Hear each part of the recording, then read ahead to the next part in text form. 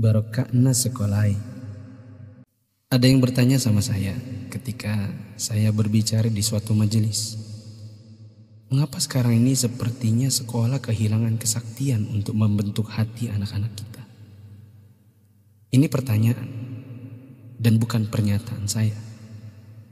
Saya hanya mampu menjawab begini. Dulu orang tidak sekolah setinggi sekarang ini. Bahkan di kampung tak ada yang hebat berteori pendidikan sedahsyat hari ini. Bisa dibilang teori pendidikan sekarang mungkin sudah menyentuh langit ketujuh. Tapi sebenarnya ada yang hilang, yang disebut dengan keberkahan. Keberkahan bukan buatan manusia, melainkan pemasena puange, rahmat Allah. Bukan sekolah yang membuat orang sukses, tetapi Allah lah yang berada di balik semua kesuksesan manusia dalam usahanya. Maksudnya, secara khusus saya mengajak Anda yang berusia 40 tahun ke atas untuk menengok sejenak ke belakang. Balik ki. Ingat waktu kita sekolah di SD, yang nafas tak baru setengah-setengah, kita sudah disuruh ke sawah, membantu guru matanik menanam padi, membantu guru mencari kayu bakar di dare, di kebun, mengambil air untuk dipakai guru di rumahnya, disimpan di gumbang. Teori praksis pendidikan saat ini akan berkata bahwa ini tak ada hubungannya dengan kurikulum dan media pendidikan dan lain-lain.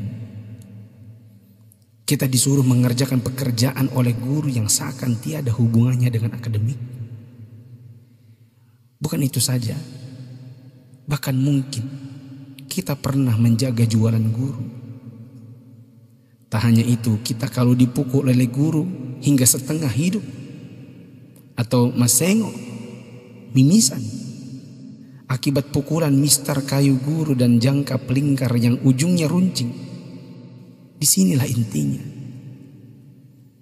Atas itu semua, pernahkah orang tua kita protes? Pernahkah orang tua kita mengeluh dengan tugas-tugas tadi? Pernahkah orang tua kita melarang kita ikut ekskul dalam tanda kutip yang saya sebutkan tadi, mencari kayu, mengambil air? Sama sekali no. Orang tua kita tidak pernah mempersoalkan. Inilah mata air yang mengalirkan keberkahan. Atas kesabaran orang tua terhadap dunia persekolahan, Allah pun turun dengan tangannya. Dia membalas kebaikan hati orang tua atas penghormatan terhadap guru dan eksistensi sekolah yang bahkan mungkin dengan segala kelemahan. Tak perlu pakai teori pendidikan, sebab orang tua kita tak paham itu semua. Tapi teori dan kehendak Allah yang berlaku. Inilah yang disebut dengan barakah, keberkahan. Boleh jadi kita sudah jauh berjalan, tapi mari kita tengok sejenak betapa hebatnya pendidikan orang dulu. Kebodohan guru zaman dulu dengan ekskulnya, serta kesabaran orang tua dengan ketidakpahamannya, rupanya mengusik Allah Ta'ala dengan menurunkan barakah pamasya atas berkat rahmat Allah. Bukan hanya bagi guru, tidak juga hanya untuk orang tua. Bahkan keberkahan itu pun dinikmati oleh anak didik.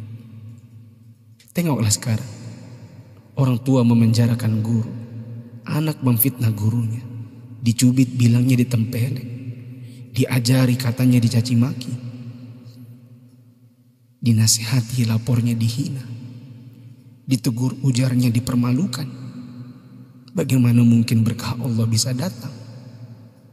Anda yang berumur 40-an, pernah kita melakukan ini? Bahkan kita membohongi orang tua karena melindungi guru.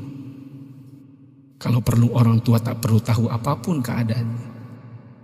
Itulah sebabnya di akhir sekolah dahulu kita selalu menyisakan air mata kebahagiaan.